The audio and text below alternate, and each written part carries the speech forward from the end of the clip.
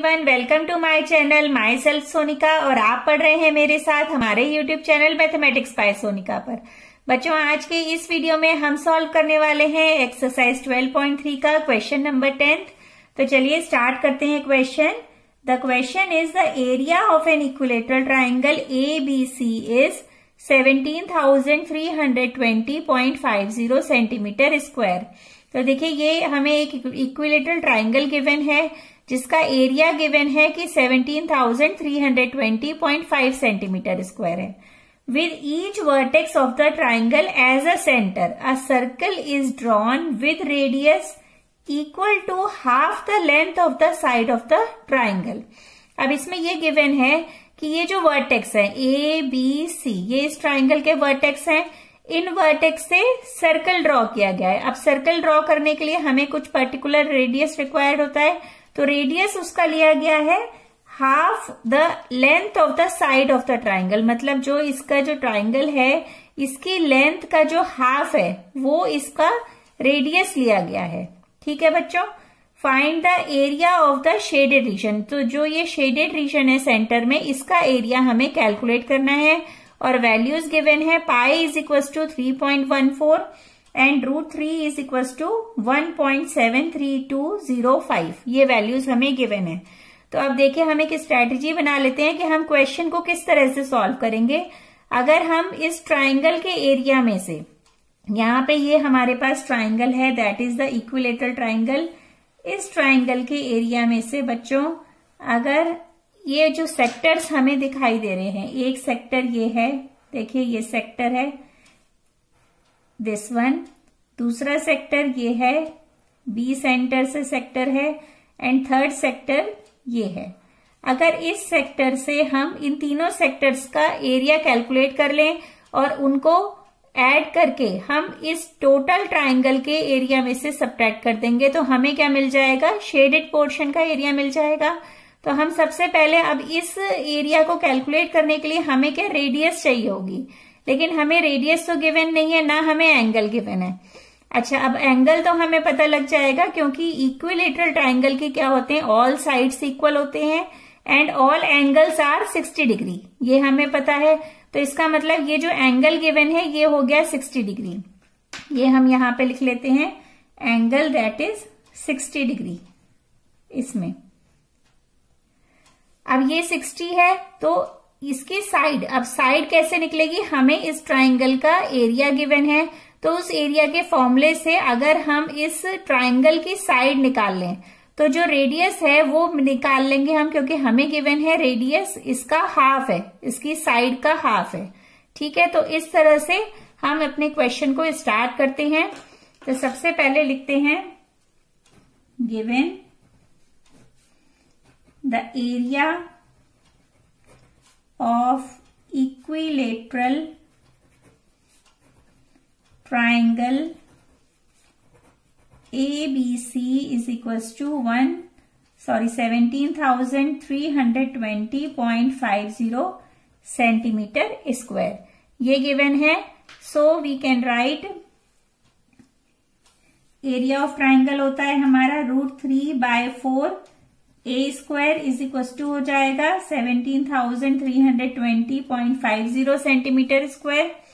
तो इसमें जो साइड आएगी, A हमारी क्या है, side of the equilateral triangle, ये हमारी साइड है। ठीक है बच्चों, अब A square is equal to हो जाएगा 17,300.5 इंटू 4/√3 और √3 की वैल्यू हमें गिवन है, यहाँ पे ये वैल्यू गिवन है वो हम पुट कर देते हैं अपॉन 1.73205। अब इसे हम यहाँ पे से डेसिमल हटा रहे हैं तो ये 10 आ गया और ये डेसिमल हटाने पर आ गया हमारे पास 1 2 3 4 5 zeros, 1 2 3 4 5। ये हमने कट कर लिया तो यहाँ पे मिल गया। अब ये पूरी वैल्यू हमारी कट हो जाएगी क्योंकि ये पूरी वैल्यू इसके इक्वल है, तो ये कट हो गया 1 टाइम और ये यहां से कट होके वैल्यू आ गई हमारी 4 1 2 3 4 1 2 3 4। ये वैल्यू हमारी आ गई यहाँ पे। अब हम इसका बोथ साइड स्क्वायर रूट कर देते हैं तो हमें क्या मिल जाएगी, एक ही value a is equal to square root of 40,000 ये हो गया। और 40,000 का बच्चों स्क्वायर रूट करेंगे तो क्या होगा, 4 का स्क्वायर रूट 2 हो गया और 100 इंटू 100 इंटू 100 है इसके फैक्टर्स, तो इसका स्क्वायर रूट आ जाएगा 200 सेंटीमीटर।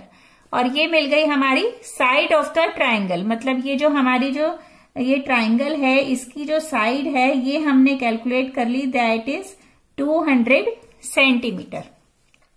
अब हम इससे निकाल सकते हैं easily, we can find the radius of the circle.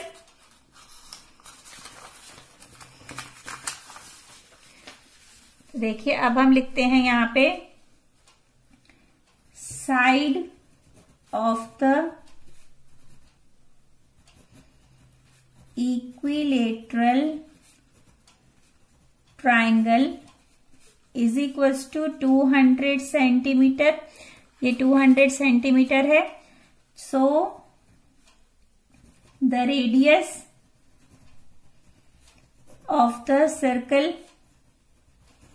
Is equals to 200 by 2, that will be 100 centimetre.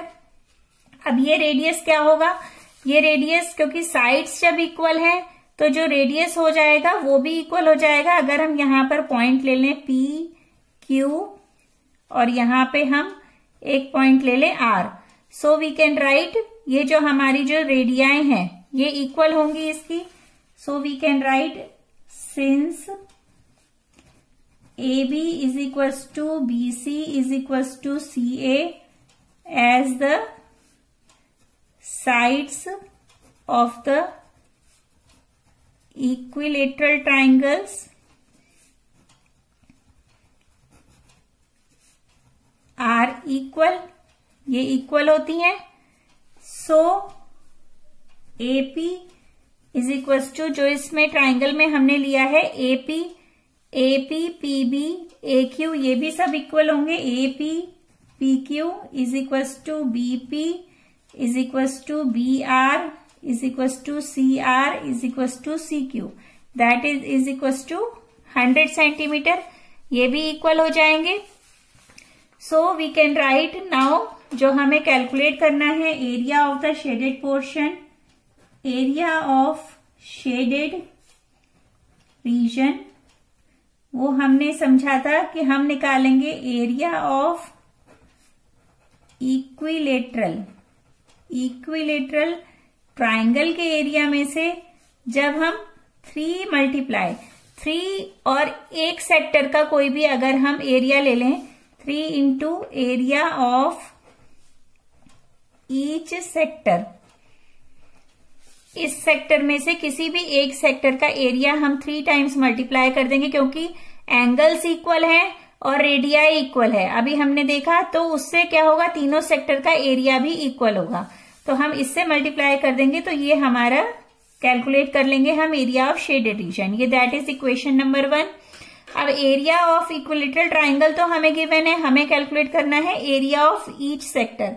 अब देखिए सेक्टर में एक सेक्टर यहां पे बना लेती हूं, जो ये सेक्टर है दैट इज APQ, इसमें ये एंगल गिवन है 60 डिग्री और ये जो रेडियाई है ये हमारी है 100 centimetre. So we can find the area of each sector, that will be pi theta upon 360 into R square. अब पाई की वैल्यू गिवन है 3.14, theta is 60 and R square, R is 100 into 100 upon 360।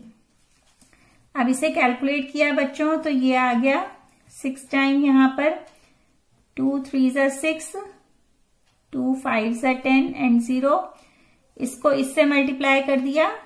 सो हमें मिलेगा 314 into 50 upon 3। अब इसे multiply कर लेते हैं तो ये हो जाएगा 314 इंटू 5 किया, 5 4 सा 20, 2 कैरी 15, 15700 सेंटीमीटर स्क्वायर। ये हमारा रेडियस, ये एरिया ऑफ ईच सेक्टर हमने कैलकुलेट कर लिया है। अब हम इसमें पुट कर देंगे, इसे ले लेते हैं हम अपनी equation 2। So we will write the putting the values,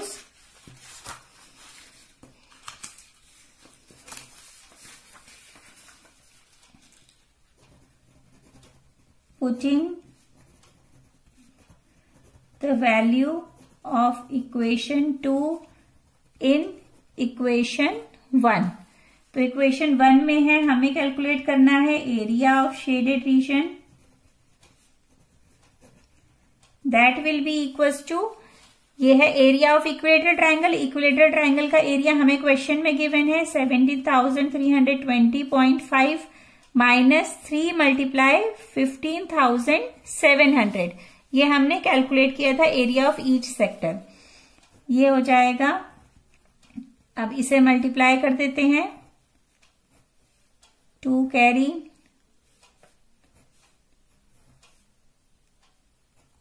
ये हो गया 47,100।